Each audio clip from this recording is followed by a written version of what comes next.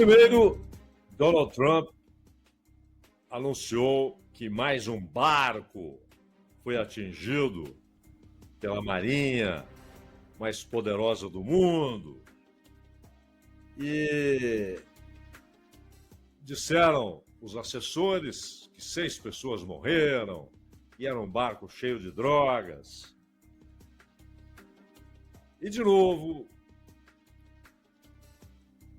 as pessoas não sabem quem estava no barco, quantas pessoas de fato havia no barco, o que aquele barco levava, se é que levava alguma coisa, porque não resta nada, né?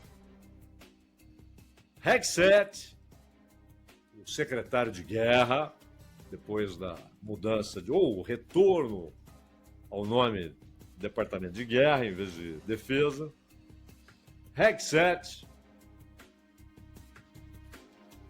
com o deboche costumeiro, aquele mesmo que se referiu à América Latina como quintal dos Estados Unidos, quintal, voltou àquela declaração debochada, mas quase emocionado, dizendo: nenhum dos nossos se feriu. Que impressionante, que valentia, que coragem. Um tiro disparado, desferido, a 15 quilômetros do alvo. Precisão inequívoca. Os equipamentos são precisos, são bons, são caros. E aquele barco é despedaçado, imediatamente incendiado, nada resta. Em segundos. Mas quem estava ali? Responde Hegseth e responde Trump. Narcoterroristas, porque ele passou a chamar de terroristas, exatamente para dar à sua administração um pretenso direito legal perante as leis dos Estados Unidos de agir dessa maneira. Ele está dizendo que a Marinha está atacando terroristas. Por isso, essa combinação foi feita.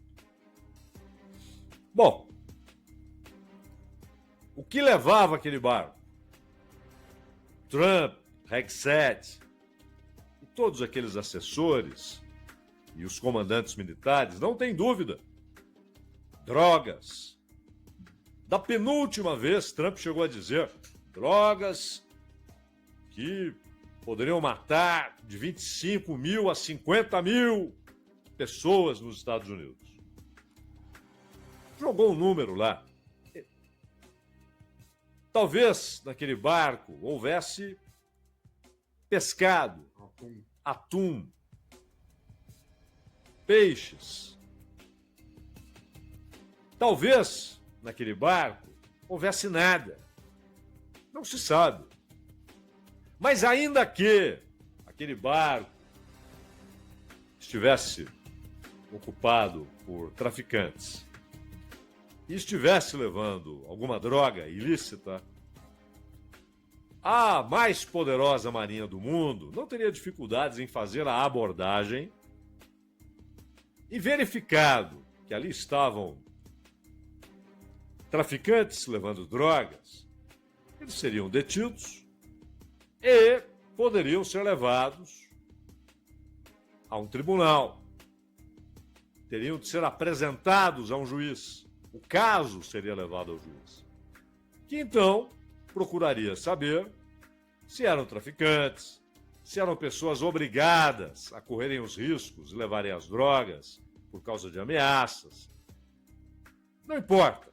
Ele iria conhecer o caso, recolher evidências, ouvir a peça de denúncia e a peça de defesa e julgaria o caso. Não. A mais poderosa marinha do mundo simplesmente destruiu o barco, matou quem lá estava. E quando alguém pergunta, mas cadê as provas de que ali havia traficantes, de que ali havia drogas, e mesmo que houvesse, repito, o correto, o legal, o certo, seria levá-los ao judiciário, que definiria se crime houve, se são criminosos e que pena corresponde ao crime. Como não houve isso, foram mortos e tudo que havia ali destruído, a pergunta é, cadê as provas? Por que vocês agiram? Com base em quê? Hegseth diz, a nossa inteligência garantiu. Garantiu com base em quê? Em imagens? Onde estão essas imagens? Que mostram a droga. E repito, pela enésima vez, ainda que assim fosse, a abordagem não seria essa. Passados alguns dias, e lembrando, essas 6 pessoas mortas elevam o total de assassinados nas águas do Caribe em poucas semanas a 27. 27. Em toda a América Latina, além do governo venezuelano, só o Petros tem chamado isso pelo nome correto: assassinato. Tem dito abertamente, isso é assassinato, isso é crime. Mais ninguém. Mais ninguém. Aquelas reclamações polidas, tímidas, inclusive do Brasil. E quando essa resposta é dada, a inteligência falou. É mais ou menos o seguinte, não temos de dar satisfação. Nós somos os Estados Unidos da América, não temos de dar satisfação. Não temos de explicar.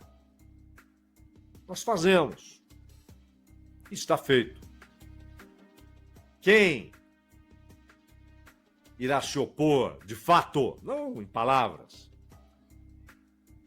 Quem irá deter a ação dos Estados Unidos nas águas do Caribe, que Hegseth acredita são parte do quintal? Mas aí, logo depois, o New York Times traz a informação. Donald Trump autorizou a CIA a agir na Venezuela. E, disse o New York Times, autorizou a CIA a realizar ações letais. Essa adjetivação não foi repetida pelo Trump, mas não foi negada. Perguntado, o Times está dando que você autorizou a CIA a agir internamente na Venezuela, ações de desestabilização, e fala em ações letais. O Trump falou, eu autorizei a CIA, a autorização está dada, não significa que ocorrerá, mas a autorização está dada. Se for julgado necessário, a autorização já foi concedida. Não se opôs à adjetivação usada pelo New York Times. Não negou, e convenhamos, né? É quase uma redundância dizer que se a CIA agirá, há possibilidade de assassinatos. É isso que o New York Times chama de ações letais. Assassinatos. Isso é rotineiro para a CIA. Matar é algo rotineiro.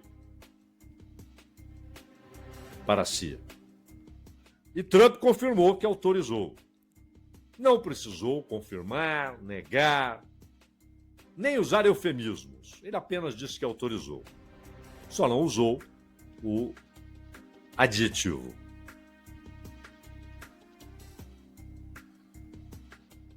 A CIA faz parte de um conjunto que opera no mundo há décadas e décadas e décadas, e que inclui a inteligência militar, forças de elite, que já derrubaram muitos governos. Já derrubaram muitos governos, já tentaram derrubar governos sem conseguir, também houve isso. Já mataram líderes de revoluções. E não é preciso adjetivar essas revoluções. Elas não eram isso ou aquilo. Elas eram a mudança de uma ordem de opressão, de exploração, como o caso de Patrice Lumumba, que mencionamos aqui esta semana, como o caso de Thomas Sankara, ou utilizando aliados locais, como no caso de Sandino, que foi assassinado, abrindo as portas pela colaboração com os Estados Unidos, abrindo as portas para a família Somoza, que ficou no poder até o assassinato, até a derrubada de Anastácio Somoza pela Revolução Sandinista, e depois ele foi morto no Paraguai com um tiro de bazuca. Derrubaram o governo do Irã, derrubaram 2 vezes o governo cubano, colocaram Batista no poder, participaram diretamente de golpes na América Latina, inclusive no Brasil, no Chile. Essa estrutura apoiou o assassinato na gênese da tomada de poder por Pinochet, o assassinato de Salvador Allende. Matar é rotineiro para a CIA e para a inteligência militar e para esses grupos de elite que são utilizados em operações especiais. Gente muito bem treinada. Mas como essa informação foi parar no New York Times? Claro, algum jornalista fez o trabalho correto, descobriu, mas ficou evidente que o governo queria que essa informação chegasse ao New York Times. Porque anunciar que a CIA está autorizada a agir livremente, sem amarras, em outro país, anunciar isso é diferente de fazer. Porque fazer faz o tempo todo, mas normalmente sem anunciar, até procurando esconder. Anunciar previamente faz parte de uma guerra psicológica. Guerra psicológica que contou com o envio de 3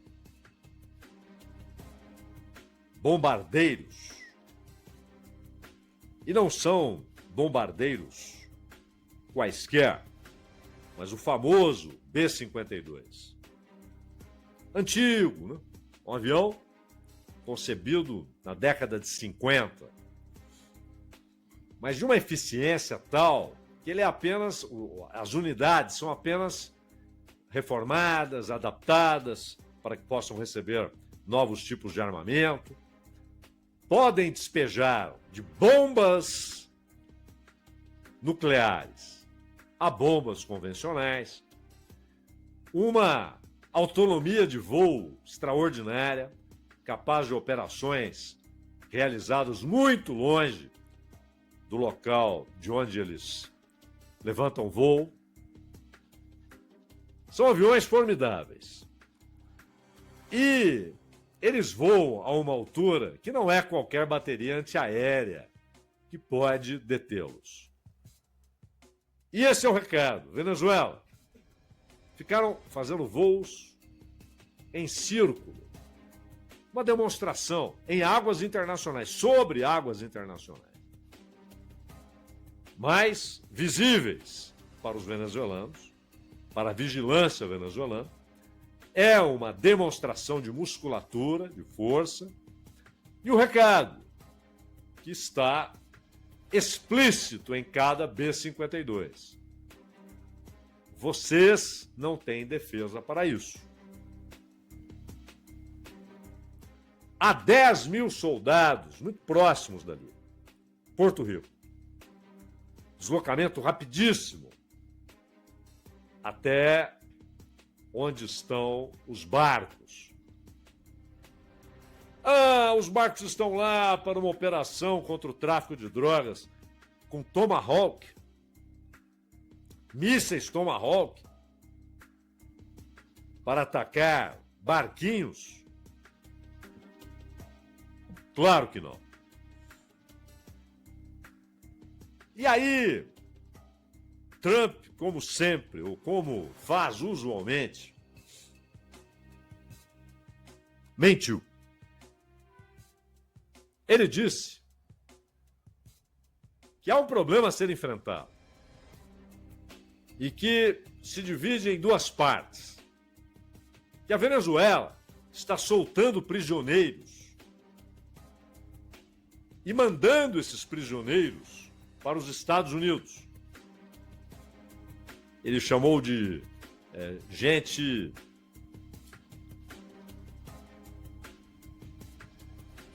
da qual o país quer se livrar, gente indesejada. E que essa gente estaria sendo enviada para os Estados Unidos como imigrantes. Essas pessoas seriam imigrantes ilegais, que levariam seus crimes para os Estados Unidos. Isso é uma mentira. Onde estão? Passaram por onde? Numa fronteira entre Venezuela e Estados Unidos. Atravessaram a América Central, entraram no México, porque se não entraram no México, só podem chegar aos Estados Unidos pelo mar. E o Trump não diz que o mar está completamente sob controle? Então estão indo por terra? Onde estão? Não há nenhuma dificuldade para que os Estados Unidos produzam imagens dessas pessoas. Onde estão? Mas disse mais. A Venezuela está inundando os Estados Unidos com drogas. Mentira! As drogas que saem, usualmente, da Venezuela em direção aos Estados Unidos representam um percentual irrelevante. A maior parte sai da Colômbia e muitas vezes passando pelo Brasil ou sendo levadas ao México. Porque no México estão os cartéis que têm uma enorme capacidade de fazer com que mercadorias e pessoas entrem nos Estados Unidos. Aí sim, há uma fronteira terrestre. Mas saem da Colômbia. Às vezes da Bolívia para a Colômbia, ou da Bolívia para o Brasil, ou da Colômbia para o Brasil, ou da Colômbia para o mar, ou atravessando a América Central, desde a Colômbia, para chegar ao México, ou indo pelo mar até o México, para depois entrar nos Estados Unidos. Mas da Venezuela, Trump mente sem qualquer constrangimento. Ele quer dizer uma coisa, precisa explicá-la minimamente, também não liga muito. Ele parte da premissa de que qualquer explicação que ele dê tem de ser acatada pela imprensa, pelos outros países, por todo mundo. Ele está dizendo, então acabou o assunto. E ele está mentindo. Essas duas coisas não estão ocorrendo. Ah, Maduro é o líder do cartel dos sóis. Um cartel que não existe. Essa expressão, ela foi usada para militares venezuelanos que se envolveram com o tráfico de drogas para o exterior no governo de Carlos Andrés Pérez. Isso é anterior a Hugo Chávez. Aqueles generais há muito estão fora das Forças Armadas. E eles usavam, cada um deles usava na farda um sol. Uma espécie de um time, né? Os militares usam muito isso. Você tem unidades que usam determinado símbolo e tal. E por isso ficou conhecido como cartel dos sóis.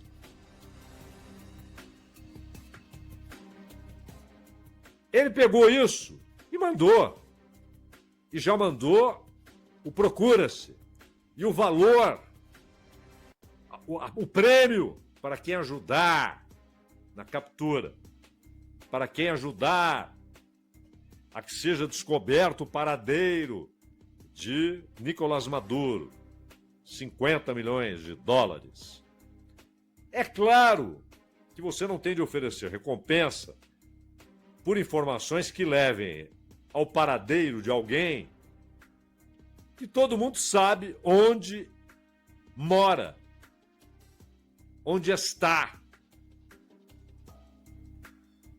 qual é o palácio onde ele mora, Miraflores. O prêmio é para tentar colocar ali um incentivo a grupos de militares. Pô, olha a recompensa. Se a gente derruba esse cara, entrega a cabeça dele na bandeja, são 50 milhões de dólares. E Trump, na entrevista e na autorização para que a CIA atue, e claro, o que o New York Times chama de ações letais, repito, é uma redundância. Não é? Isso é o habitual nas ações da CIA. Ações letais. Assassinatos. E claro,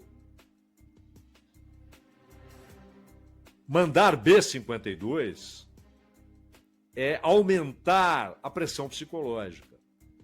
A dúvida é se é de fato apenas isso, colocar inteiramente contra a parede o governo Maduro e aí buscar alguma negociação, algum acordo relativo a contratos de petróleo. A Venezuela tem as maiores reservas de petróleo no mundo.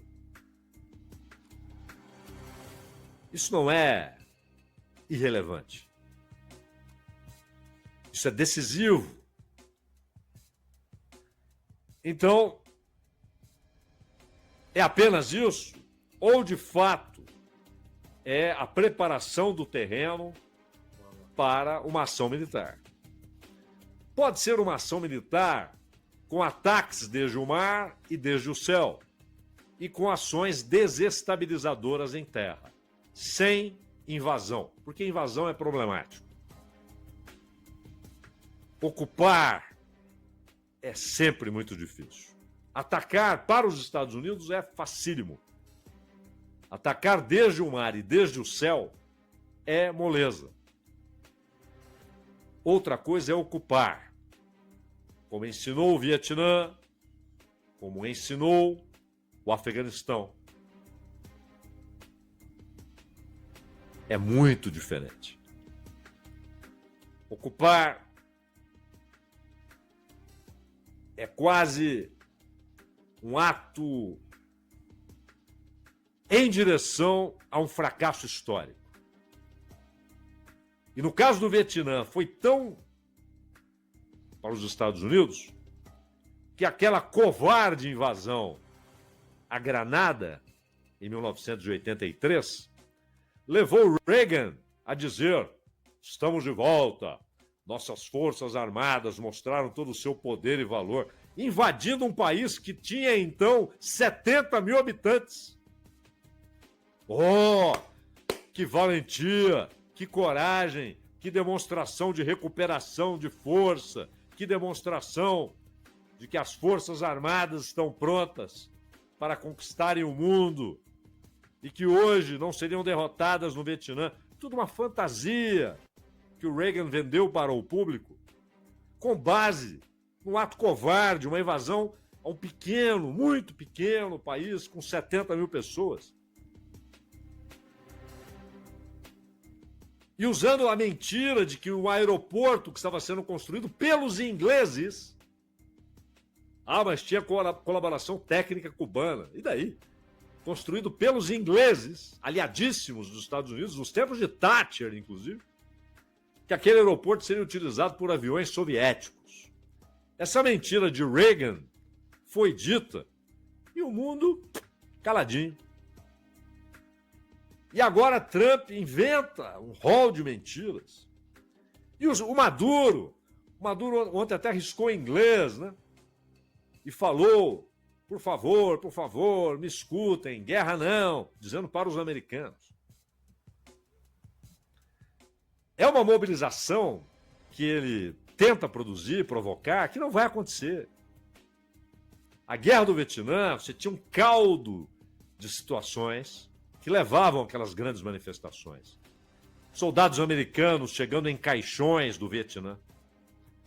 Um momento de crescimento da contracultura, do lema paz e amor, da contestação ao Estado. O trauma que ainda existia do assassinato de John Kennedy, muito então recentemente, havia pouquíssimo tempo, do assassinato de Robert Kennedy e de uma figura icônica, Martin Luther King, exatamente. Ambos mortos em 68. Poucos anos depois da morte do John Kennedy. Era uma sociedade traumatizada e que, de repente, foi às ruas. Aquilo saiu das escolas e dos locais de trabalho. Aquilo saiu às ruas. Hoje isso não vai acontecer. E o Maduro que disse: a América Latina não tolerará uma invasão, um golpe de Estado, como a CIA já fez tantas vezes, ele está enganado. Se houver luta, a Venezuela terá de lutar sozinha. Haverá, como já dissemos aqui em outras ocasiões, solidariedade em palavras. Haverá discursos, protestos, mas a luta será solitária. Que o Maduro não se fie em mais